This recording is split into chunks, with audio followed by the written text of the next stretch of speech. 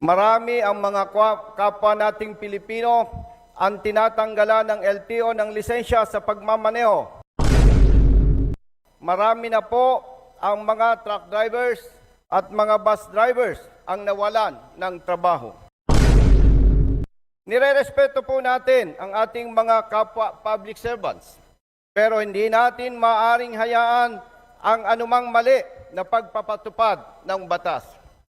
Tinalakay nga ni Congressman Busita sa Kongreso ang hindi makataong parusa ng DOTR at LTO sa mga truck driver at bus driver dahil sa pagbibigay nito ng malaking multa at ang masakit pa dito ay tinatanggalan pa nila ito ng lisensya sa pagmamaneho. Halina mga brothers on the wheel, tunghayan natin sa video ang pagkontra ni Congressman Busita sa batas na ito.